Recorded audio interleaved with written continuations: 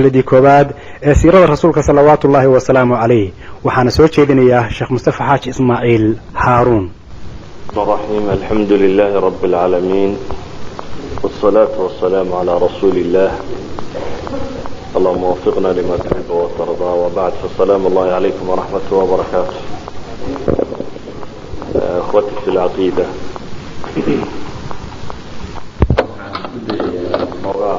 شرحنا tilmaamno sirada nabiga calayhi salaatu wasalaam kaasoo runtii ahaa uun darisay walaaladu anaan ku talagalay daris ballaaran ragga Allah kubo laakiin waa kana Xuseeni baashiisi la tego waxaan isku dayi doonaa inaan waxoogaa taariikhdii nabiga calayhi salaatu wasalaam ama siiradiisa wax ka nidhaano waxaanan isku dayi doonaa inaan qaab aan ilqeynayo aanan kitaabka farta marinaynin inkastoo dadku inta badan codsanayeen kitaabkan raxiiqul makhtuum la yidhaahdo aniga sawigala macaan yahayba akram diyaal cumar ee asiira nabawiya saxiixa kiisa la yidhaahdo laakiin waxaan isku dayi doonaa un bal cumuuman labada kitaab baynagu adeegsanaynaa wixii oo kooban inaynu soo bandhigi doono waayo siirada nebigu calayhi salaatu wasalaam waxa ay tilmaamaysaa waa diintii oo la dhaqan galiyay marka waa dadkii diinta dhaqan galiyay nabiga calayhi salaatu wasalaam iyo saxaabadiisii oo ah sifadii ugu saxsanayd ee loogu dhaqmo islaamka inaga waxaynu haynaa hadda isagoo qur'aan iyo sunno ah oo qoraal ah laakiin marka kane waxa weeyaan isagoo camaliya oo dad ay matalayaan qur-aanka iyo sunnadii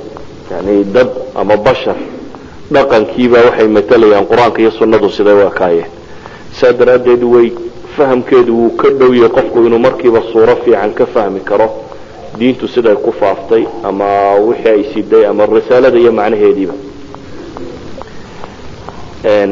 waxaan isku dayi doonaa markaasi balsay labada sheekh usoo naqliyaan inta badan inaanu soo guuriyo haddii ay jiraan mawaadiic ama meelo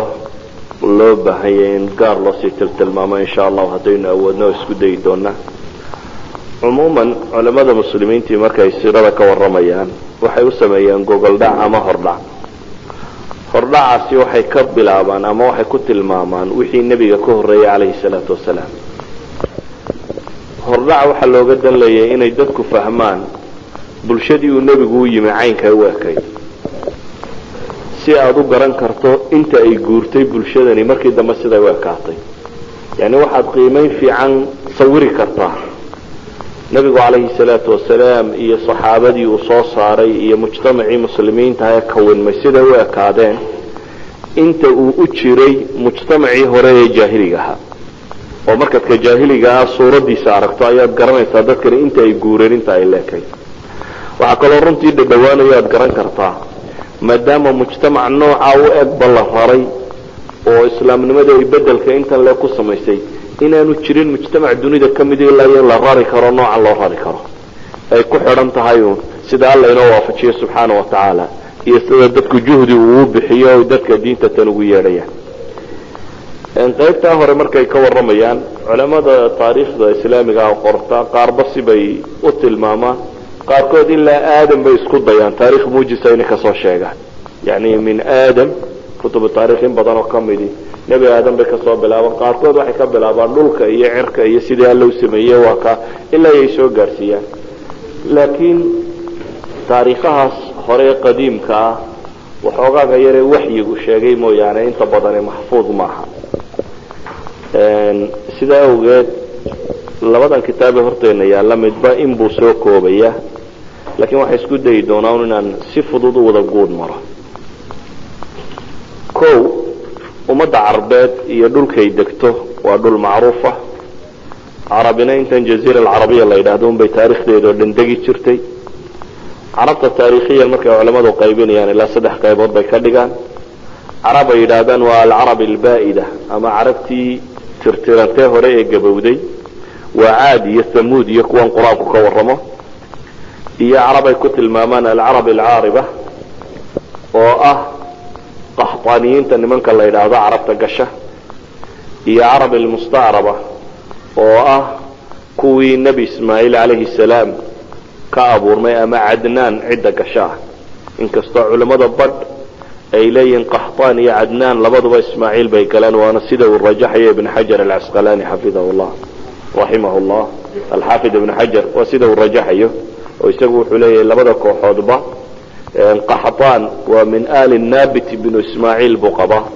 halka ay qoladan kale ka yihiin cadnaan ibnu ismaaciil ay ka galayaan marka aynu soo koobno had iyo goor taariikhda carabeed marka la tilmaamayo maalan qaxtaaniyiinta nimanka la yidhaahdaa asal waxa u ahaa yeman laba qabiilo waaweynna waa u qaybsanaayeen niman ximyar la yidhaahdo iyo niman kahlaan la odhan jiray kahlaan inta badan waa guureenoo sham iyo masar iyo dhulkaasi dadkii degi jiray markii dambe ayay u badnaayeen ximyar inta u badnaa dadka meesha tan kusoo hadhay carabta kale ee mustacrabka ee cadnaaniyiinta loo nisbaynayo waa carabta markaasi nebi ismaaciil si dhaba uga abtirsata nebi ismaaciilna waa ina nebi ibraahim calayhim assalaam nebiyullaahi ibraahimna saynu taariikhda ku wada hayno dhulka ciraaq buu ka soo baxay ama dhulka ciraaq buu u dhashay dabeetana falastiin buu u hijrooday kadibna wuxuu yimi maka halkan markii dambe laga sameeyey waxaanu keenay saynu wada naqaano xadiidkii bukhaari ku yaallay ibnu cabaas uu warinayay mawquufka ibnu cabaas ku ahaa siduu sheegayey haweenaydiisii haajiro la odhan jiray iyo ilmihii ay dhashay oo nebiyullaahi ismaaciil calayhi salaam labadoodaasi ayuu maka keenay dabeetana maka ayuu kaga tegey isagoo aan waxba uga tegin uga tegay oo qura sibraar biyo ah iyo mid timira ama laba weel oo midna biyo ku jiraan midna timiri ku jirto oo u sheegayna inuu ilaahay subxaanahu watacaala amray inuu halkaa kaga tago sida aynu taariikhda ku haynana waxaa la tilmaamaa ibraahim inta la hubo 4 jeer oo dambe ayuu meeshaasi kusoo noqday yani markaa hore ismaaciil keenay mar labaad ayuu yimi oo ah markan ay nusuusta qur-aankii ka warramaysa uu rabay inuu qalo ama inuu gowraco wiilkii ismaaciil ahaa falama aslama watallahu liljabiin وناديناه أن يا إبراهيم قد صدقت الرؤيا إنا كذلك نجزي المحسنين إن هذا لهو البلاء المبين وفديناه بذبح عظيم مركا الله سبحانه وتعالى كقول رميه ويقول هذا كتاب التوراة هايسته أما كان يمك التوراة كشجع سفر التكوين كودنا وكشجعين ودورية تبنشر مركاها نبي الله إسماعيل marlabaadkii uu ku soo noqdayna waa markay axaadiistu ka warramaysaa inuu yimi oo dabeetana u yimi isagoo uu nebi ismaaciil ka maqan yahay gurigiisii oo gabadhu qabay uu ugu yimi dabeetana uu weydiiyey xaalkoodiiyo siduu yahay oo ay sheegatay markaasi in dhib badan ay haysato nolosha ay cidhiidhi ku tahay oo yidhi waa tegayaa inankaygii fariintaa gaarsiiya waxaad ku tidhahdaa aabbaha wuxuu ku yidhi catabada albaabka ama kaabada guriga iska bedel ayuu ku yidhi aabbaha nebi ismaaciilla markii uu yimi ay gabadhii u warrantay wuu fahmay aabihii warkii uu uga tegay oo ahaa gabadhan iska sii daa mid khayr badan maahe dabeetana waa iska sii daayey waxaa kaloo riwaayaadka xadiidku sheegayaan mar kale inuu ismaaciil yimi nebi ibraahim mar saddexaad inuu kusoo noqday dhulkaasi marka saddexaadna wuxuu yimi isagoo ismaaciil gabadh kale uu guursado tii hore uu furay gabadhii kale markuu la hadlayna ee uu xaalkooda weydiiyeyna waxay ku tidhi waa fiicannahay iyana fariin buu u faray oo wuxuu ku yidhi waxaad ku tidhahdaa inankaygii waa tegayahay isagoo maqan markana buu yidhi oo safar uu jiro wuxuu yidhi fariin labaad xaasabadaadana yani gabadhan hayso waraa buu uga tegey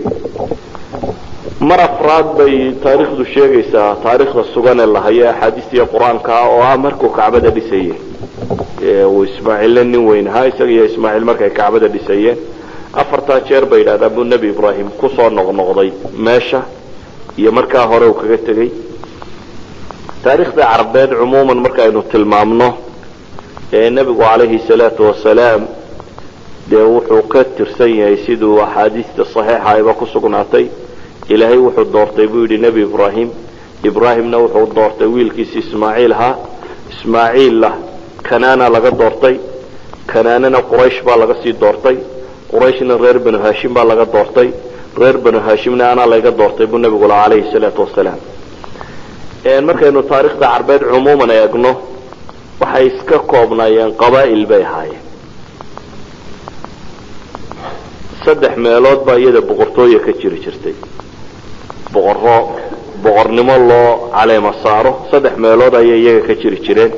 waa boqortooyadii yeman ka jiri jirtay ee gabowday, boqortooyada yeman oo waktiyo kala nooca soo martay. taariikhaha laga sheegaana runtii taariikha saa usii sugan maaha, laakiin ilaa 4 boqortooyo oo kala dambeeyey baa la sheegaa oo midba muddo intaasoo qarniya intay socotay inay tirtirantay. kuwa ugu dambeeyuun yeman waa ximyar qabiilka la odhan jiray oo ka mida qaxdaaniyiintaasi intay lahaan jireen boqortooyadoodii macruufka ahayd ee ay lahaan jireen. boqortooyinkaa uu sii dambeeyey oo culamaa taariikh ay kusii tilmaamaan inay ahaayeen kuwii markaasi ugu dambeeyey ee ka jiri jiray waddanka yeman,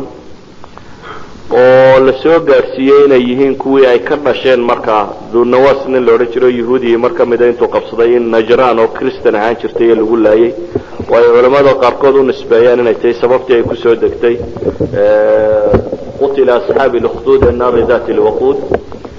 ala kulli xaal markaan soo duuduubno yeman boqortooya ka jiri jirtay, xiira meesha la yidhahdo ciraaq ka midana boqortooya ka jiri jirtay, shaamna boqortooya ayaa ka jiri jirtay. xijaas iyadu marnaba boqortooyo caynkaasi kama jiri jirin, imaarooyin baa ka jiray baa la iska yidhaahdaa, laakiin boqortooyo rasmiya kama jirin. markaynu soo qabanno magaalada maka oo ahayd magaalada aynu odhan karno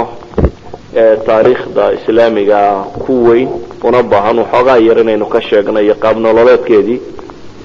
markiis aynu wada naqaano waa magaalo ku ooli jirtay meel buuraleeya oo 2 buurood hareeraha kaga wareegsan yihiin oo sida bil oo kale ay ku yihiin. quraysh baana degtay meesha tan, gaar ahaan qusay ibnu kilaab ninkii la odhan jiray oo ka mid ah quraysh nabiga calayhi salaatu wasalaam kuwa ku abtirsada ka mid ah. qusay ibnu kilaab ayaa degay meesha tan. qusay ibnu kilaab waxay idhahdaan waa ninkii koowaad ee awooda inuu googooyo dhirta kacbada iyo meesha xaramka ka baxda lama goyn jirin, dadkuna inaan la goyn bay u haysteen. haddana sharcigu saasuu qabaa, laakiin qusay ibnu kilaab baa waktigiisii gooyey baa la yidhi. markuu googooyey ayuu dabeetana soo dejiyeyba xaramka gudihiisii. markaas buu quraysh u kala tilmaamay meelo ay kala degdegto oo inay xaggan deg in kale xaggan dejiyey in badhan uu dejiyey. quraysh maalqabeenkeedi iyo dadkeedii hantiilayda ahaa inta badan butxaa maka ayay degi jireen. butxaa maka waa inta godan baa la yidhaahdaa ee kacbaduna ay agteeda ku taallo. marka aynu eegno maka iyo maamuladeedu say usii kala dambeeyeen, akhiiran waxaa qabsaday nimankaasi quraysh la yidhaahdo oo waday ka yahay ninkaasi la yidhaahdo qusay ibnu kilaab. hareeraheedana waxaa deganaa qabaa'il kale oo ay ka mid yihiin kanaana oo ay ka tirsan tahay qurayshi, waa laf ka mid ah qabiilkaasi kanaana la yidhaahdo. qurayshi markaasi waxay noqotay dad isku dayey in ay tijaaro adeegsadaan. baac mushtar ayuu ahaa awoodooda ugu weyni. magaalada maka la yidhahdana si fiican ayay u degeen. qabaa'ilkii hareeraha ka deganaana waxay la galeen heshiisyo nabadgelyeed. dabeetana tijaaro ayay samaysteen, marna u baxda shaam iyo ciraaq, marna xaggan yeman u baxda. waxay u fakereen tijaaradoodaasi si ay u suurto gooli lahayd. dabeetana waxay u sameeyeen wax iilaaf la yidhaahdo oo ah wadooyinka ay tijaaradooda sii marto inay la yeeshaan qabaa'ilka dega heshiisyo nabadgelyo la galaan, isla markaasi inay wax cashuuroo kale ah oo ay iilaaf u bixiyeen inay ka siiyaan, isla markaasina inay adeegsadaan xataa nimanka madaxda ah ee qabaa'ilkaasi u madaxda ah tijaaradooda inay saham ka siiyaan, sheer inay kala qayb geli karaan inay siiyaan si tijaaradooda u socoto. camalkaasi maalan heshiisyada la gelayay ee ku saabsanaa tijaarada quraysh ay xooga ku noqotay. ninka isna sameeyey waa hashim ibn cabdimunaaf oo isna ka mid ah awowiyadii nabiga calayhi salaatu wasalaam يعني قصي ويدي هراء النبي عليه الصلاة والسلام ونك قريش مكدجيي تجارة فنك يسوق حرينا وهاشم بن عبد مناف وإسنا كمد النبي عليه الصلاة والسلام ويدي تجارة يعني اقتصاد كما كبر كانوا صادوا ضبنا وصل إسنا كو قيب التجارة هي سنة عدا ما فرسمة وحلا إلى بآب ويري وحوجا هوب كي سميسن شرين يدريها وحوجا صريرها يجريها وح عين كاسي كمدا إن حول الرعتان ويلهان شرين إنه غارصده لكن أساس كالمقالة دي مكل جدا كنا واحد مقالة تجارية مقالة باع مشتري بهان شرتي ما دام مقالة باع مشتري هان شرتي باع مشتري كنا أصل ويا نبت قليو قريش وحي هان شرتي ميل دقن ماشي دقن تي مكاهي ضد بدنا وحي كل شرتي معاهدات أما هشيسيو إن وحنا يا هيدون تجارة دا وحى وبدنا كشقيسو هشيسية دا قبائل ككلا لقشينا وحي أفضل يدسي in tijaaradooda ay tijaara duwaliya noqon karto oo ay duwalka kale iyo dhulka kale la bayc mushtarayn karaan waliba dagaaladii ka dhaxeeyay Persia iyo Romanska ama labadii dawladood ee waaweyn ee markaa jiray ina waxay carqalad galiyeen dariiqii iyaga u dhaxeeyay tijaariga ahaa ay isku xidhayay Yurub ama waqooyiga soo dhan iyo Asia dariiqa isku xidha inta badan Sham iyo Iraq iyo dhulkan baa la mari jiray dagaaladii labada dawladood u dhaxeeyay baa xidhay taasi waxay sababtay baa la fiidaahdaa in aan dariiqi marka uu aad u xoog bato tijaaradu inay marto oo midalan India iyo dhulka alaabta laga keeni jiray waxay iman jirtay baa la dhahaa badda ay soo mari jirto Yemen bay iman jirtay dabeetana Yemen bay Maka ka tagi jirtay Maka ka qaban jirtay markaasi Sham iyo xagga Roman isku ka taliyaan saasi daraadeed waxay noqdeen dad isku xidha mujtamacaad badan oo tijaari ah ayay Maka ahayd reer Makana maadaama ay tijaaradaasi in badan ka shaqaynayeen waxay noqdeen dad maalqabeen badan uu ku jiro oo reer Maka rag baa kibirku gaarsiiyay weelkoodu dahab wax ku cabi jiray weelashay wax ku cabaan dahab ay Abdullah ibn Jadaan in la oran jiray koobku wax ku cabaa dahab uu ahaan jiray marka Qurayshi waxay yeelatay tabaqaad kala sareeya tabaqo tijaarada raasul maalka weyn haysata oo heshiisiyana kula jirta dawladaha ama qabaa'ilka iyo wadooyinka dadka dega oo waliba tijaaradoodu qaab shirkado kale u dhisan tahay oo ah qaafilo aad u badan la israaciyo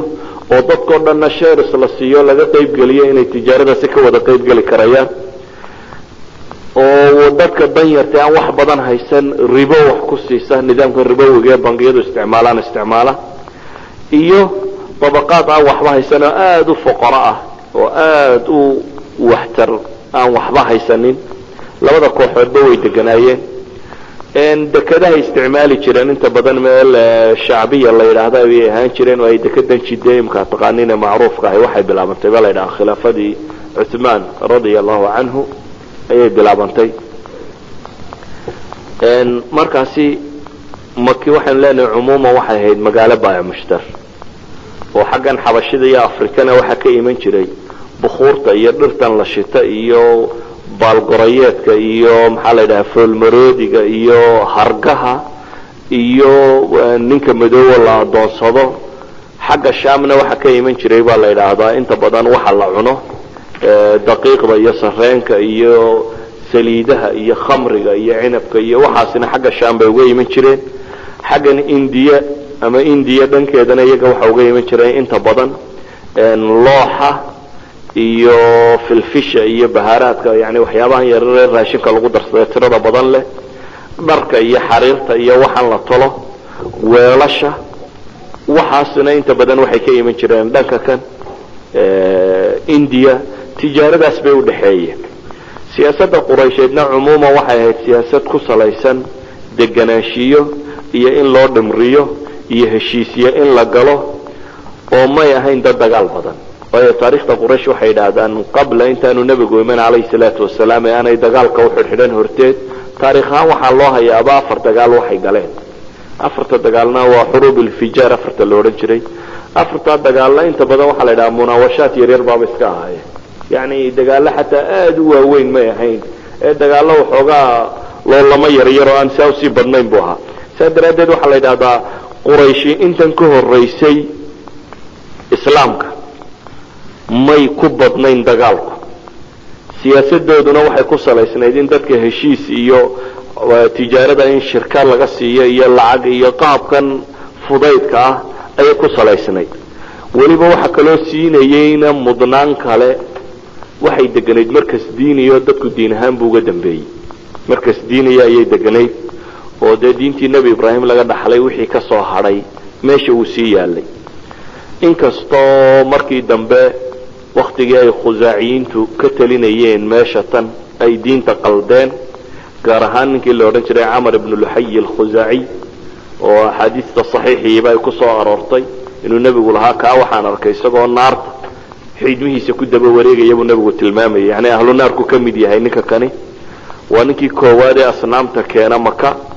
sanamkii hubal la odhan jiray buu kasoo iibsaday sham dabeetana tuurta kusoo qaatoo keenay kadibna asnaam badan baa la keenay ilaa iyo kacbada agagaarkeeda uu nebigu calayhi salaatu wasalaam ka dumiyey 360 sanam 360 sanam oo la caabudo sanamadaas iyo waxaasi way tiro bateen qaarkood dhagxan la qoray bay ahaayeen qaarkood xataa waxay iska ahayd uun meel yaroo buuroo taagan oo dhagaxun ku urursan yihiin matalan sanamadii asaaf iyo naa'ila iyo waa kuwii marwe iyo safwe iyo meelaha yaalay iska kur yaroonoo kuusan oo dhagxan saarsaaran tahay ayay ahayd sanam caabudkan iyo waxa kalena dee sida bukhaariba sheegaya xadiidkii aburaja alcutaradi saxaabigii la odhan jiray uu tilmaamayey waa kii sheegaya yani dadku say sanam caabudkan iyo waxa kan xad bay ka gaadheen uu lahaa markaanu weyno xataa dhagax intaanu ciid isku ururinaa baanu neef adhiya ku lisnaa buu yidhi markay isku dhegtaan caanaydaadoo kale marka lagu liso isku dhego ciidda yari ay sii dhagaxoo kale u ekaato baanu sanam ahaan u caabudi jirnay yani xad markaa xataa dhagax la waayo in caana lagu lisi jiray ciidda inay isu yaro dhegto uun aad waxaa u batay asnaamtaasi iyo cibaadaadkaasi la halmaala sanamadaasi markaynu usoo noqono magaalada maka iyo dhismaheeda iyo qaabkay u salaysanayd waxaynu leenahay kacbada ay deganaayeen baa dad badani kaga dambeeyey oo qurayshi manzilo ay ku haysatay markaynu eegno maka iyo dadkii u kala dambeeyeyna jurhum ayaa taariikhda inta la hayo kuwii ugu horreeyay ahaayee nebi ismaaciilba uu ugu yimi agagaarkooda iyagoo degan dabeetana khusaaca dabeetana quraysh baa degtay quraysh weliba qusay ibnu kilaab ninka la yidhaahdo markaynu eegno taariikhda maanta la hayo kama badna matalan adabka jaahiliga carabeed iyo waxaa marka la eego waa ilaa 150 sannadood qabla alislaam taa macnaheedu waxa weeyaan 400 iyo waxoogaagii meelahaasi ayay u badan tahay taariikhdu wixii ka dambeeya si fiican loo hayo ee meesha tan taalay waxaana bilaabay uu ninkaasi qusay ibnu kilaab la odhan jiray markuu meesha tan degay qusay ibnu kilaab markuu dhirtan googooyey quraysh meesha dejiyey oo inta maalqabeenkiina magaalada meesha gudaheeda ay sii deganayd dacalladeedana inta aan waxaysan baa inta badan deganayd wadaaiftii diiniga ahaydna isaga ayaa reerkooda u qaybqaybiyey ama caruurtiisii qusay ibnu kilaab waxa ugu weyne uu meesha tan ka sameeyey waxaa ka mid ahaa daaru nadwa oo ah guri ay qurayshi ku shirto oo laysugu yimaado oo taladoodu ka go'do gurigaasi oo runtii ay yidhahdaan waa waxyaabihii saaciday inay maki ahaato meel nabadgelyo iska salaysan waayo mar haddii la hayo meel waayeelku intuu isugu yimaado lagu shiri karo arrinta lagu gorfayn karo qadiyad kastoo dhacda mar haddii ay soo gaari karto waayeelkoo loo soo gaadhsiin karo waa arrin inta badan nabad iyo xal ku dhammaan karta qusay ibnu kilaab markaa waxyaabaha caankee uu sameeyey waxaa ka mid ahaa daaru nadwa meesha la yidhaahdo oo uu ka sameeyey guri yar oo xagga albaabka kacbada u furan oo ay odayada quraysheed oo dhamma fadhiistaan oo lagu shiro waxaa ka mid ahaa inuu liwaaga quraysheed isagu markaasi gacanta ku dhigtay oo inaan dagaal geli karin qurayshe ilaa iyo liwaagan ay hayaan mooyaane waxaa ka mid ahaa yani xijaabada oo ah furahan kacbada inay iyagu haystaan iyo sadanada iyo cidda u wadaadada iyo intan oo dhan inay iyagu gacanta ku hayaan waa xijaabadii oo ka mid ah rifaadada waxa la yidhahdo rifaadat lxujaaj oo ah xujaajtu markay yimaadaan waxa aan waxaysan in diyaafo loo sameeyo meel ay wax ka cuni karaan dadkan soo xajaya waayo xajku waa cibaadaadkii uu ka tegay nebi ibraahim marka calayhi salaam ilaa nebi ibraahim siaan ubaa loo soo xajayay marka xataa intaan nebi moxamed calayhi salaatu wasalaam iman waa la xajayay laakiin xajkii oo la qalbay oo shirkiyaad iyo waxaan diinta ka mid ahayn lagu daray ayaa joogay marka xujaajta iyo dadkan isugu yimaada ayuu wuxuu u samayn jiray diyaafa meel xawd ay ka cabaan oo biyo uu macaaneeyo timir iyo zabiib uu ugu daro iyo cunno la siiyo wuxuu u sameeyey yani siqaayat lxaajka rifaadada xijaabada waxaasoo dhanna isaga gacanta ku hayay baa la yidhahdaa iyo caruurtiisii qaar ka mida buu gacanta usii geliyey maalan daaru nadwaha uu sameeyo kale baa la yidhaha albaab bay lahayd xagga masjidka kacbada usii jeeda waa meeshii umuurta dagaalka iyo nabadda iyo waxaasoo dhan lagu go-aamin jiray waa meesha ay ku samayn jireen cuquudoodii maalan wixii heshiise ama guur ha noqoto ama heshiisyada dhaqaale iyo waxaan la kala baac mushtarkan socda ha ahaato waxaana fadhihi jiray baa la dhaha mala-ul qowm madaxya waaweynta reerka nin 40 ka yari ma fadhiisan jirin bay sheegaan culamada taariikh markay ka warwaramayaan daaru mashhuura bay ahayd runtii qusay ibnu kilaab ninkaa la yidhaahdo ee quraysh ka tirsanaa magac weyn buu ku yeeshay quraysh dhexdoodii caadaadkii iyo dhaqamadii iyo wixii uu gooyey qurayshna diin bay ka dhigteenba in sidooda loo raaco aan waxba laga qasin ama ha noqoto siduu ugu qaybqaybiyey arrimahaasi maamulka ah ama ha noqoto wixii caadiya dhaqan uuga tegey tolkii waxay ka dhigteen uun wax diin oo kale ah oo sideeda loo ilaaliyo gaar ahaan nimanka odayada ee qurayshi ninkaas wixii uu go-aamiyey iyo go-aamadii waagaa la qaatay sideeda ayaa loo qaatay isaga dabadiina waxaa soo baxay runtii rag ka mid ah abnaadiisii ama dadkiisii ou ka mid yahay hashim ibn cabdimunaaf oo uu ka mid yahay almualib oo uu ka mid yahay cabdilmualib oo uu ka mid yahay aba aalib oo dhammaantood aan odhan karno waxay sii kala dhaxleen inay sii haystaan wixii uu aabahood ka tegey ee ku saasibnaa qadiyadaasi maamulka maalan hashim ibn cabdimunaaf ibnu qusay yani qusay waa awowgii waa ninkii bilaabay heshiisyadana in lacag loo qoro dadkan wadooyinka ee tijaaradooda ay marteen ee ilaafka waxaan loo bixiyey ee ka dhigay tijaaradii quraysheed inay noqon karto mid duwaliya oo ka baxsan meesha yaroo dhan waana ninkii uu qoday baa la dhahaa ceelal badan buu u sameeyey reer mako ay ka cabaan walaalkii oo almualib ahaa ayaa ka dhaxlay markuu isagu dhintay qabsaday mualib wuxuu ku caan ahaa baa la yidhahdaa nin dulmiga neceb buu ahaa nin akhlaaqda fiican dadka fara buu ahaa nin cibaado badan buu ahaa quraysh markaa oday ay ka dambeeyaan buu ahaa waxaa ka mid ahaa hashim inankuu dhalay ee mualibna adeerka u ahaa ee loo bixiyey cabdilmualib magaciisa caadiga shayba baa la odhan jiray oo waxaa la yidhahdaa hashim ayaa qabtay baa la yidhahdaa hashim markuu guursaday ee wiil dhalay ayuu ka tegey wiilkii uu dhalay wuxuu kaga tegay yani isagoo yar ayuu hashim dhintay dabeetana odaygan mualibaba waa dambe loo sheegay isagoo wiilkii 6 jir meelaha maraya ama weynaaday wuu doono wuu soo qaaday markii uu keenayna carabtii ama quraysh waxay aragtay wiilkan yar uu sito dabeetana wiilkii waxay isaga bixiyeen war waa adoon yar oo isagu keensaday bay cabdilmualib bay u bixiyeen yani magaciisa asalkii shayba buu ahaa mualibna waa adeerkii oo hashim la walaala oo soo koriyey markaasi oo keenay dabeetana cabdilmualib buu iskaga caanbaxay cabdilmualibna wuxuu runtii nin aada ugu caanbaxay deeq oo shaybat alxamdi bay markay doonaanna odhan jireen waanu kaloo ku caanbaxay waa ninkii u qoday mar labaad ceelkan zamzamka ah yani zamzamka nabiyullahi ismaaciil ayaa ka tegey laakiin waxay yidhahdaan khusaaca berigii meesha laisku dildilay ee ay arkeen inay ka baxayaan bay aaseen ama dabooleen ama tirtireen marka meesha waa la waayey waxaa la sheegaa inuu riyooday cabdilmualib ilaa 4 jeer uu riyooday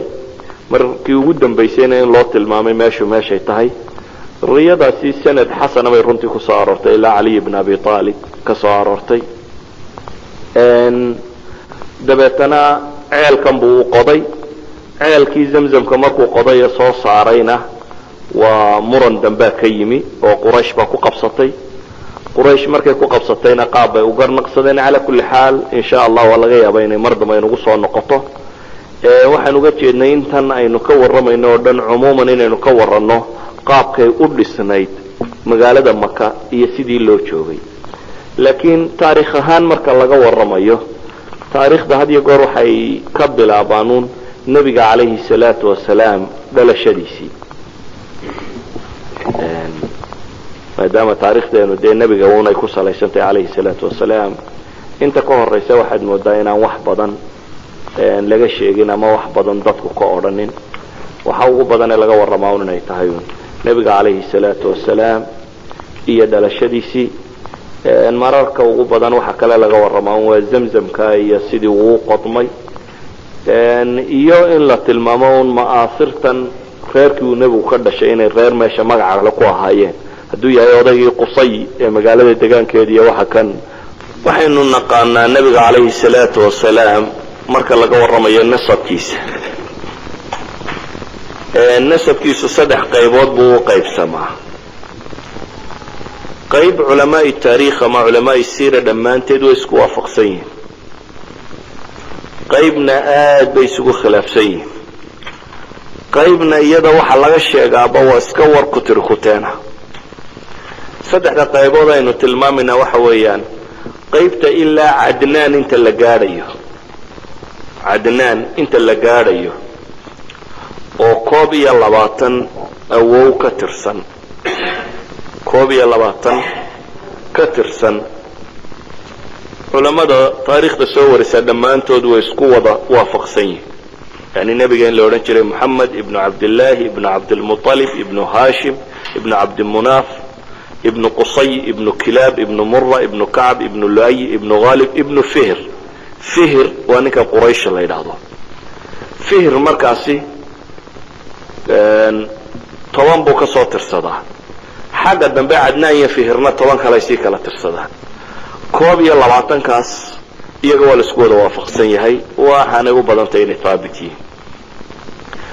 marka cadnaan laga bilaabo ilaa iyo nabi ismaaciil la geynayo aad baa khilaaf badan u jira yani taariikh kala badan oo aad u kala gadisan oo aan isku xidhnayn ayaa markaasi la tiriyaa laga bilaabo weeyaan cadnaan ilaa iyo inta la gaadhsiinayo ismaaciil ama ibrahim xagga kasii dambaysana dee markaa kasii muran badan inaad nebi ibrahim u abtirisay ilaa aadam aad gaadhsiisaana kutubu taariikh ama kutubu siira intaba way qoraan maalan waxaan filayaa inay cadnaan maalan iyo ismaaciil meelahaasi ilaa 40 baan u malaynaya inay udhaxaysiiyaan laakiin intaa dambe oo dhami waa iska murankeedu uu iska tiro badan yahay si qurana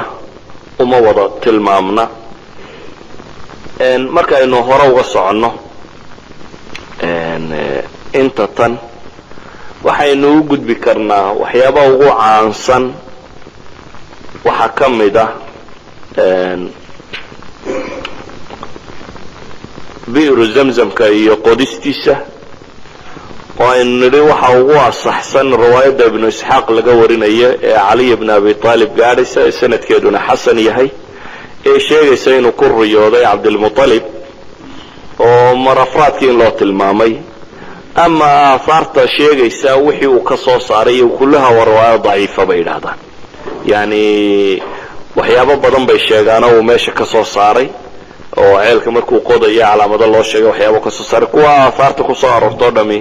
waa daciif wax badanna runtii ma sheegayaan aharka labaad ee inta badan la sheegaa waa qisadii waktigii uu nebigu dhashay calayhi salaatu wasalaam ee caamulfiilka qisat lfiil iyada waxaynu naqaanaa qur-aanka sugay alam tara kayfa facala rabuka biasxaabi lfiil qur-aanka ayaa sugay culamada taariikhda qortaana waxay ku tilmaamaan inay ahayd 570 ama 571kii miilaadiyada tan imika 2001 maraysa marka 570 qaarkoodna waxay ku tilmaamaan 571kii meelahaas inay ahayd qisadaas duuduubkeeda oo dhan markaynu isu soo geynana waxa ay sheegaysaa yani bacdi saxaaba ayaa laga warwariyaa laakiin saxaabada laga wariyey waa saxaabo yaryar oo iyaga iyo qisada tan ilaa 50 sannadood meelahaasi ay u dhaxaysay laakiin waxaad garan kartaa un aahaar ka hadhay oo qisadan la wada yaqaan inay jirto maalan caaisha radiyallahu canha waxay sheegaysaa inay soo gaadhay yani waa sanad saxiix sanad xasan oo ku soo aroortay caaisha oo kale maalan waxay sheegaysaa inay soo gaadhay oo ay aragtay iyadu maroodigii abraha ninkii waday iyo kii saaiska u ahaayee maydhmaydhi jirayba labadaasoo indhoolayaalo magaalada dawarsaday inay soo gaadhay yani maroodiyada nimankii waday niman ka mida weeyaan oo indhoolayaal ah oo dawarsada inay soo gaadhay maalan saxaabi yaroo la odhan jiray qabat ibnu shaym baan filaya isna wuxuu sheegayaa inuu soo gaadhay inay hooyadii tustay isagoo yar oo caruura hooyadii inay tustay saaladii uu dhigeen maroodiyadii nimankaasi wateen oo midabkeedu xataa isbedelay laakiin isaguna waa caamulfiilka waxoogaa buu ka horreeyey yani wiil yaroo waxoogaa jira sanawaad ah ayuu ahaa isna waa tirmidi baa warinaya calaa kulli xaal qaraa'in badan baa tilmaamaysa ama qisadu siday u dhacday khulaasat lqowl waxaa la sheegayaa nin abraha la odhan jiray oo xabashi ahaa markay dhul badan sameeyeen oo isku dayeen carabtan kusii socota kacbadan u xajisay in laga duwo ay u taag waayeen ayuu meel sameeyey meeshii waxay soo wariyaan riwaayadkaas inkastoo aanay xooganayn in nin carbeed kiniisadu intuu sameeyey kiniisadii waxun kaga sameeyey calaa kulli xaal wax kastaba ha ahaatee ninkan abraha la yidhaahdaa wuxuu ku talagalay inuu duulo oo uu soo dumiyo abraha markaa waa nin xabashiyeed oo yaman xukuma xabashidu 2 jeer ayay yaman kolba gumaysatay marka waa mar ka mida kooxda tan abraha uu joogay waa markii dambe ayaan rajaynaya abraha wixii kasii dambeeyey waxaa qabsaday yaman persia marka nabigu calayhi salaatu wasalaam markuu soo baxay nebinimada lagu soo dejiyey bershiyan baa haystay yaman eeraan baa haysatay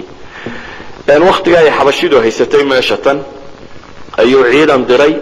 ciidankaasoo ugu talagalay inuu kacbada soo dumiyo laakiin ciidankaasi markii uu soo gaadhay maka duleedkeeda waa bilxas meesha la yidhaha markuu soo gaadhay baa la yidhahdaa bay fadhiisteen maroodiyadii marka xagga kacbada loo dareeriyana way fadhiistaanuun haddii jiho kale loo sii daayana wuu iska dareeraanuun meeshii iyagoo joogana ilaahay baa kusoo itixaamay tayran abaabiil tarmiihim bixijaaratin min sijiil shimbirahaasi duulaya ee dhagxanta la dhacaya ayaa yimi shimbirahaasi dhagxantii bay dadkii la dhaceen dadkii badh meeshii bay ku dhinteen qaar waa xanuunsadeen abrahaha kan waxaa la yidhahdaa sancu isagu ku dhintay bay yidhahdaan isagoo googo-aya buu yimi oo xanuun kalaa ku dhacay oo dabeetana meeshaasu ku dhintay qisadaasi marka lasoo dudubo waxa ay sheegaysaa in la jebiyey un abraha iyo kooxdiisii sida qur'aanka naskiisa ku cad nebigu calayhi salaatu wasalaam waxaa lagu tilmaamaa inuu dhashay sanadkaasi caamulfiil waxaa qisooyinka meesha la tilmaamo ka mid a nebiga calayhi salaatu wasalaam aabihii ee cabdillaahiya cabdilmuطalib bay waxay sheegaan inuu nadaray nadarkaana ibnu cabaas baa soo arooriyey sanad saxiixa kusoo saaray inuu nadaray cabdilmuطalib waqtiga uu nadaray riwaayad iska daciifa kusoo arooray laakiin marka la isku daro cala kulli xaal mursal saxiix sanadkiisu xasan yahayna waa kusoo arooray waxa iyaduna duuduubkeeda sheegaysaa uun cabdilmuطalib markuu zamzamka helay qurayshtii kale ku qabsatay qurayshtii ku qabsatay waxaa lagu heshiiyey in la kala garbaxo riwaayaadkaasi qaar ka midi waxay sheegayaan inay qabteen sham iyo yamani xaggaa in laysla qabtay kaahina joogtay habar falalawadii inay soo kala saarto dabeetana dhexda markii la soo socday in biyihii madheen riwaayaadka qaarkood waxay leeyihin biyihii oo dhan baa madhay qaarna waxay leeyihin isagumaa biyihii ka madhan iyo intii la socday ee intii haysatay biyihii kamay madhan markii biyo la waayey kadibna ama fardihii uu fuushanaa mid ka mid a adinkiisu meeshuu ku dhuftay baa ilaahay biyo ka siiyey riwaaya kaloo daciifana waxaan rajaynaya inaad sheegayso roob baa da-ay mid kastaba ha noqotee biyaa la helay dabeetana dadkii haraadka u baktii gaadhay mar labaad unbaa ilaahay cabdilmuطalib biyo ku siiyey deetana waxay dhahen war ninkan mar dambe alla biyo inagu siiyey kuwii hore waxba yana ku qabsanine ha loo daayo zamzamkii saasaa loogu daayay baa layidhi waxay yidhaahdaan caruur badan markaa muu lahayn bay leeyihin lagu haystay zamzamke wuxuu nadiray hadduu xoogaysto ilaahay 10 wiil siiyo u rag iska dhicin karo inuu 10kaa mid ka mida ilaahay u sadaqadeeyaba 10kaa mid ka mid ah inuu ilaahay u sadaqadeeyo waxa la yidhahdaa 10kii wiil baa ilaahay siiyey dabeetana nadarkii wuu qori tuuray baa la yidhaahdaa qori tuurkii wuxuu ku dhacay cabdillaahi dabeetana cabdillaahi inuu gowraco way ku adkaatay. dadka bar waxay qisaska qaarkood sheegaan in falalawadu u geeyay oo iyadu ay tidhi isaga iyo 10 halaad bay diyadu ahaan jirtay, isaga iyo 10 halaad u qorituur oo cabdillaahi ku dhacday tidhi 10 kale ay cabdillaahi ku dhacdo 10 kale oo boqol ay ku gaarsiiyay. laakiin riwaayada fiicani iyadu waxay sheegaysaa inuu 100 iyo cabdillaahi loo qalin tuuray, yani loo qorituuray, qur'a loo sameeyay. cabdillaahi iyo 100 markii loo qorituurayna 100kii halaad ayay quracadii ku dhacday. markaa nadarkii wuxuu ku dhacay 100ka halaad la gowraco, cabdillaahina la sii daayo. cabdillaahi markaa wuxuu u guuriyey inan aamina bintu wahab lo odhan jiray. tafaasiisha sida loogu guuriyey iyo arrimaha ku saabsan kumay soo aroorin iyaguna dariiqa saxiixa. asxaabu taariikh yani riwaayadaad u tiro badan bay iska soo arooriyaan. cumuuman waxaynu leenahay uun wiilkaasi gabadha wuu guursaday, dabeetana wuxuu qabtay madiina. riwaaya baan rajaynaya inay xasan tahay baa sheegaysaa inuu u diray timir inuu uga soo iibiyo oo timir ka doono. cabdilmuطalib uu uga diray madiina. markii uu madiina yimina wuu ku xanuunsaday cabdillaahi. markuu xanuunsadayna wuu geeriyooday. wuxuu geeriyooday riwaayadka saxiixisay sheegayaan iyadoo uurka uu ku jiro nebigu calayhi salaatu wasalaam. culamaa taariikh qaar baa qisas badan oo kale soo arooriya wakti inuu nebiguba dhashay intan saro inuu jiray waxaa, laakiin inta badan waa iska wada daciif. waxaasi insha allah waxa saxiixa inuu uurka isagoo ku jiro uu dhintay nebiga aabihii calayhi salaatu wasalaam. culamaa taariikhna waxay wariyaanba islaantii markaa gabayo borordiiq oo ay tirisay oo ay odaygeeda dee dhintay u tirinaysay. nebigu calayhi salaatu wasalaam wuxuu ku dhashay markaasi maka. dhalashada nebiga calayhi salaatu wasalaam war badanoo ustuuro ah baa laga sheegaa, warar badanoo aan waxba ka jirin. laakiin waxaynu isku dayaynaa waxaas aan waxba ka jirin tirada badan loo dhan inaynu iska dhaafno. nebigu calayhi salaatu wasalaam magaalada maka ayuu ku dhashay sanadkaasi la yidhaahdo caamulfiilka. caamulfiilkaasi oo u ahaa baynu odhan karnaa irhaas, yani nebiga calayhi salaatu wasalaam alla wuu sii muujiyey oo yani basharkao dhamme qadiyad ay sii fahmeen oo warkeedu dunidoo dhan uu gaadhay oo aada uu gaadhay. qaabkii uu nebigu u dhashay waxa ku soo arooro oo dhammi inta badan waa wada daciif iyo mawduuc iyo kadaab waxa ku jira waxaan khayr badan lahayn. allahuma ilaa xadiid xasana jira, xasan ligayrihi weliba isaguna ah, oo sheegaya in ay ku riyootay nebiga calayhi salaatu wasalaam hooyadii nuur ka soo baxay oo qusuuru shaam oo dhan ifiyey. kaasi waa insha allah xasan ligayri. ama wax allaaliya waxa kale ay ku soo arooriyaan ama ha noqoto qaabkii uurka nebiga ay uu siday oo wuu fududaayo kanbuu ahaa iyo waxaan may dareemi jirin iyo waxaasoo dhami waa iska uun waxaan sanad badan ama xoog badan loo haynin. waxaa la mida iyaguna kuwa sheegaya markuu soo dhacay nebigu calayhi salaatu qaar baale wuu soo booday unoo gacmuhunbu dhulka ku taagay. laakiin waxaasoo dhami waxba insha allah waxba nebiga ku kordhin maayaan. yani waxay dadku jecel yihiin in la buunbuuniyo, laakiin buunbuunis risaalada u ah iyo wixii alla uu ku ammaanay siduu u dhashay wax badan waxba ku kordhin maayaan. riwaaya daciifa sheega isagoo gudan baabuu dhashay, iyada lafteedu waa daciif. qaar baa sheega malakul jibriil baa guday, iyada lafteedu waa daciif. qaar baa sheegay inuu cabdilmuطalib guday, iyana waa daciif. laakiin waa iska macquul in la yidhaahdo cabdilmuطalib maadaama uu isagu hayay oo aanu aabihii uu dhintay oo awowgii ahaa oo isagu soo korinayay, inuu isagu gudo oo xanaaneeyo oo taas waxa macquul oo sida caadiga ah waafaqsan. ama waxa kale la sheegay oo dhami waa wada daciif, waxba kama jiraan. waxaa kaloo la mida waxyaabaha axaadiista daciifka tirada badan le ama mawduuca kadaabinta badani ku jiraan lagu soo arooriyo. jin baa yeedhiyey oo wax sheegay, ama sanamadii iyo macaabidii wathaniyiintao dhan baa daadatay, ama boqortooyadii kisre iiwaankeedii baa soo dhacay, ama buxayradii yareeye saawo la odhan jiray baa biyo laga waayey, ama dajla yani wax badan bay sheegaan lakin kullu haadihi wax ka soo qaad ma leh. saasi daraaddeed waxaasoo dhan waa iska dhaafaynaa, waxaynu ku daynaynaa inuu nebigu dhashay calayhi salaatu wasalaam, hooyo ilmo caadiya siday u umushayna in loo umulay. in nebigu calayhi salaatu wasalaam taariikhdii uu dhashay waxa ay culammada taariikhda qora isku wada waafaqsan yihiin waktiga la yidhaahdo caamil fiil, laakiin maalin muu ka dhashay.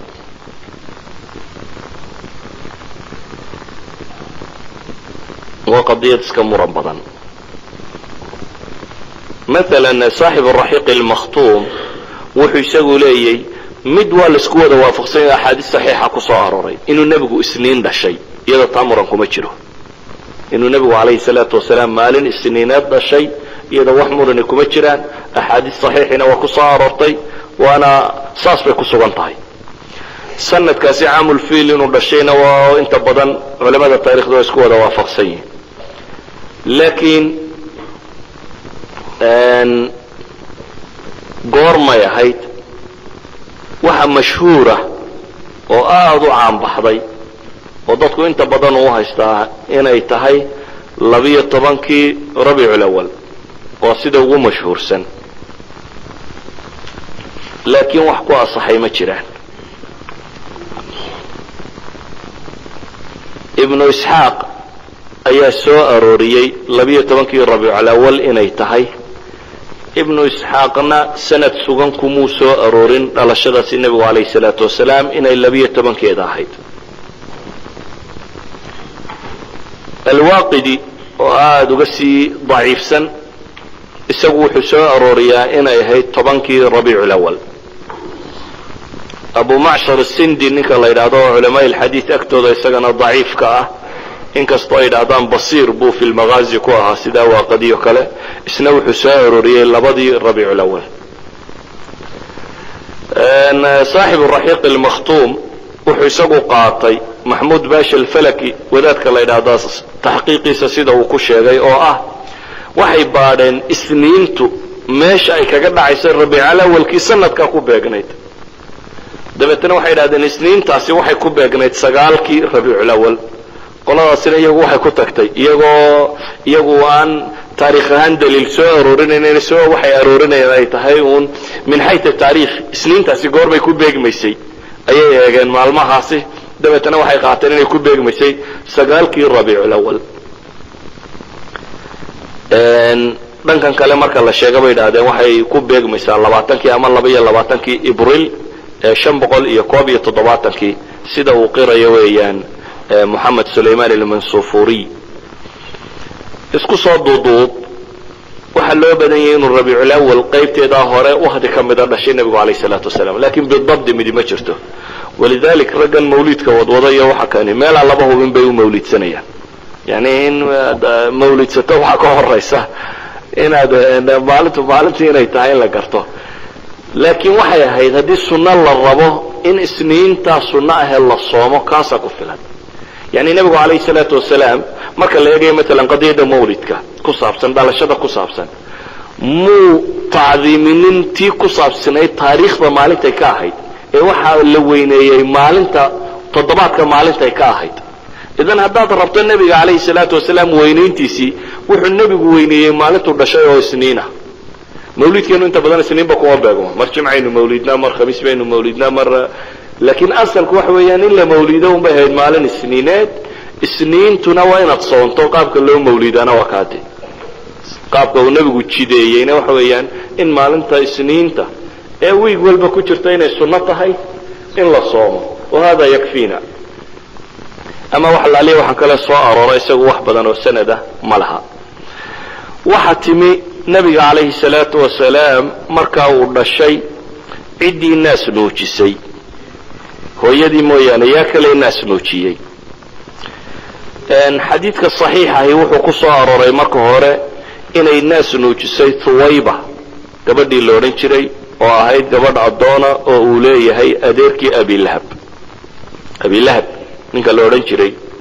ee nebiga calayhi salaatu wasalaam kuwii colka ahaa markii uu nebinimada nebiga la siiyey markanuu nebigu yaraayo dhashay un dee inaan adeerkii dhalay unbuu arkayo waa buunbuuninayay. markaas gabadh addoona uu lahaa oo ilmo dhashay oo naas nuujinaysa ilmaheediibuu u keenay uu yidhi naas nuuji. waana gabadhaasi tii naas nuujisay xamsana. walidalik baa nebiga calayhi salaatu wasalaam iyo adeerkii xamse naas nuujinta walaalay ku ahaayeen. xamse iyo nebi moxamed calayhi salaatu wasalaam naas nuujinta walaalay ku ahaayeen oo labadaba waxa wada naas nuujisay huwayba islaantaa la odhan jiray. waxaa timi xaliima sacdiya. qisada dheer ee ay soo arooriyaan asxaabu siira sanadkeeda muran badan baa ku jira, culamo badanina way diidaa sugnaanteeda. laakiin waxaa sugan kollayba in nebiga qabiilkaa reer bani saacad la yidhaahdo iyo islaanta xaliima sacdiya la yidhaahda inay naas nuujistay iyadoo ay sugantay. tan aynu leenahay ibnu isxaaq aynu leenahay qisada dheere la tilmaamo waa qisada tan iyadu ee sanadkeeda muranku ku jira. waa qisada sheegaysay in wakti abaareed ay ahayd oo iyadoo abaar tiro badan ay iska jirto ay gabadhani dumar kale soo raacday, dameer yaroo ay lahayd ay soo fuushay, dameerkeeda tamar darri daraaddeed kolba loo joogsanayay. kadib ay maka yimaadeen, ay isku dayeen inay ilmo ay naas nuujiyaan inay helaan. waayo carabta caadadeeda waxa ahayd maadaama maka ay magaalo ahayd ahlu xadar oo reer magaala, waxay odhan jireen carruurtu si ay caafimaad fiican u hesho magaalada ha laga saaro baadiyaha kusoo koraan, caanahana baadiyaha kusoo cabaan. waxay u arki jireen carruurtu markay baadiyaha kusoo kobocdo inay adadkaato ay fiicnaato oo kuwa magaalada inay ka wanaagsan tahay. saas daraaddeed carruurta inta badan baadiyaha loo diri jiray. islaamaha baadiyaha ee naaskoodu irmaan yahayna naaskooday ku xoogsan jireen oo intay magaalooyinka yimaadaan bay kuwa tujaartu dhashay iyo carruurahaasi meelaha ayay odhan jireen kaan ilmaha kuusoo naas nuujisiy oo kuusoo koriye. dabeetana waa lagu maal siin jiray, xoolaa lagu siin jiray. qisada ibnu isxaaq siduu usoo arooriyey wuxuu leeyahy markii ay magaalada yimaadeen ee dumarkii carruur soo wada helheleen, moxamed waa la wada dhaafaya baa la yidhi calayhi salaatu wasalaam. waayo inan yaroo aan aabba lahayn awowbaa waxoogaa ku siin doona, waa iska nin aabihiin nooliyey baa la daydayanayay. saasi daraaddeed waxay leeyihiin waa la iska wada dhaafdhaafay. magaaladii baan soo marmaray bay leeda wax la dhaafdhaafo aan kan dhaafnaba markii aan wax kala soo waayey ayaan sidhi bay tihi dee faramadnaan ha la noqonine haatan wuxuu kusii faralaabo markaasaan iska soo qaatay bay tihi agoonkan yaree awowgii leeyahay ha la soo naas nuujiyo saasaan kusoo qaatay bay leedahay. sidii baa kusoo baxday. laakiin waxay sheeganaysaa markaa iyadu wax badan inay ka aragtay.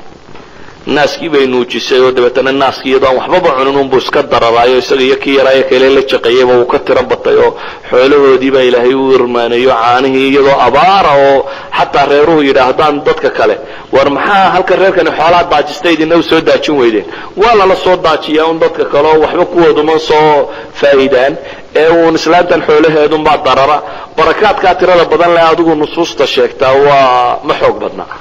sanad ahaan ma xoog badna, culamaduna wax badan bay ka sheegaan. laakiin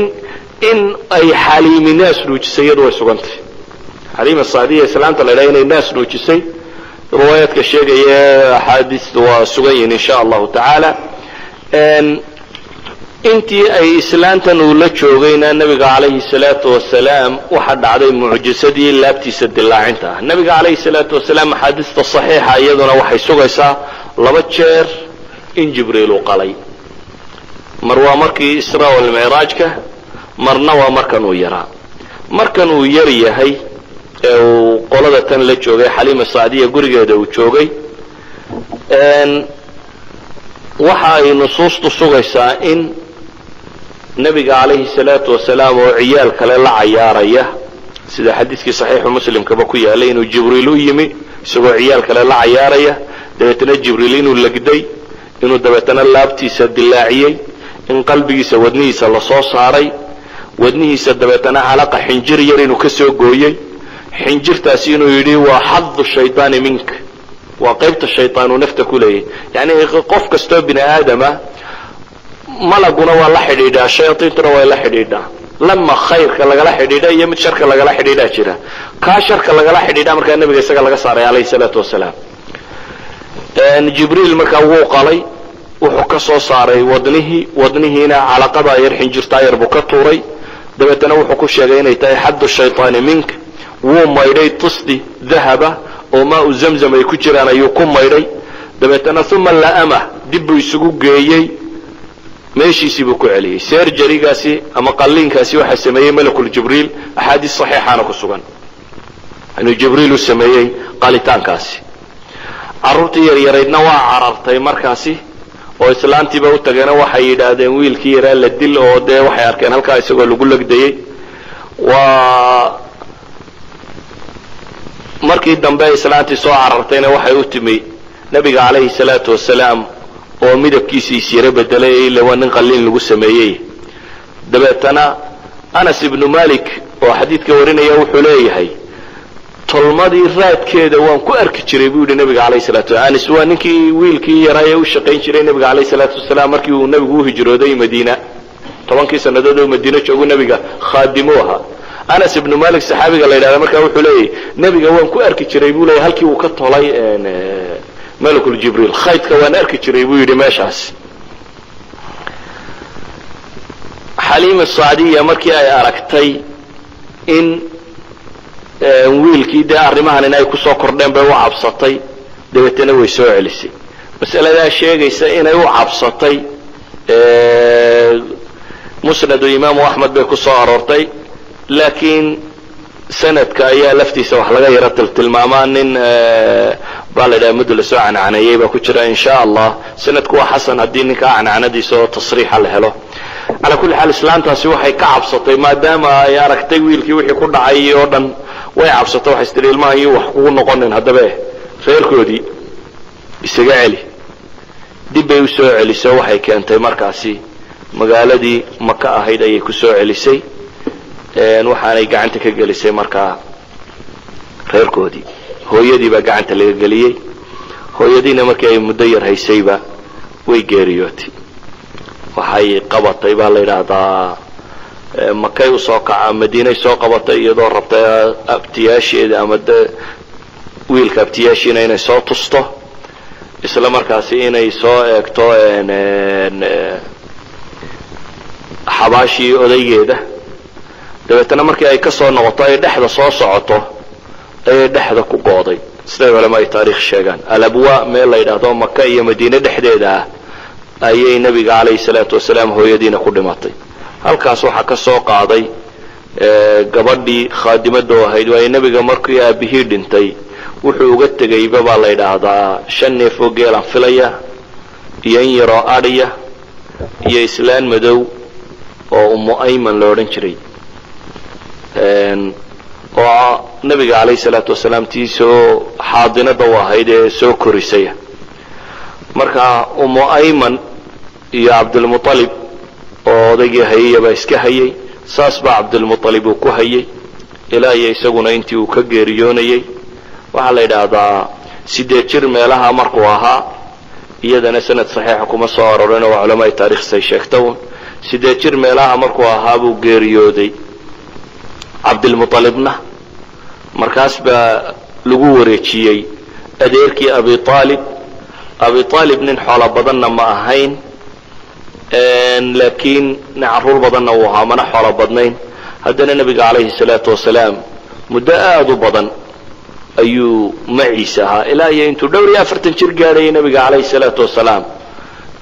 si weyn buu maciisa u ahaa in badanna uu la soo wax ka soo rabay inkastaan ilaahay ku anfacin diintiisii oo aanu rumaynin abi aalib isagoo 40 sano nebiga u soo gargaarayay in ku dhodhow haddana gaalnimunbuu ku dhintay walidalik buu nebigu calayhi salaatu wasalaam wuxuu markii u dambaysay uu dhimanaya waa ku lahaa kelimo aan ilaahay aakhiro wax kugu weydiiyuun dheh laa ilaaha illa allah ku dheh markuu is idhaahdo laa ilaaha illa allah dhana habaarqabi abi jahl oo meesha fadhiya ay yidhahdaa waad ceeboobaysa ma maanta ad inanka yar raacday adigoo quraysh odaygii ay daba fadhiday ee saatan oo halkaasuu u saaray kadibna gaalnimadii buu iskaga dhintay waana kuu nebigu laha calayhi salaatu wasalaam cid gaala ah oo nebigu uu shafeeci doono isagaa jira laakiin shafaacadiisu ma noqonayso mid naar lagaga saaree waxaa naarta kulule weyn baa laga geynayaa iyo waxaa loo geynayaa naar yar oo aan 2 kabood oo naara loo gelinayaa laakiin waa 2 marka loo geliyo buu nebigu yidhi madaxiisa yani daxdax min annaar ilaa qoobka naar joogta un adigu ama kaba noqoto ama wax laga noqotee ayaa la gelinayaa laakiin taasaa madaxiisu ka fakfakhlaynaysa xagga sare waa cadaabu cadaabkaasoo abi aalib gelaya noocaasiya idan ninkii gaalnimo ku dhintaa aabbahay baa sheekh ahaan jiray iyo adeeraday baa awliye ahaa waxba ku heli maysid haddanaad adigu mid khayr qaba aan noqonin walidalik baa qur-aanku wuxuu kaloo inoo tilmaamayaaba dee nebi wiilkiisu ahlu naarka ka mid yihi nebi nuux soo qur-aanku inooma sheegayo wiilkiisii u taag waayey oo lahaa warkaalay anigay soo raaco doonta soo raaco lahaa buurtaan ka fuulaya ayaa iska tag qur-aanku wuxuu kaloo inoo sheegayaa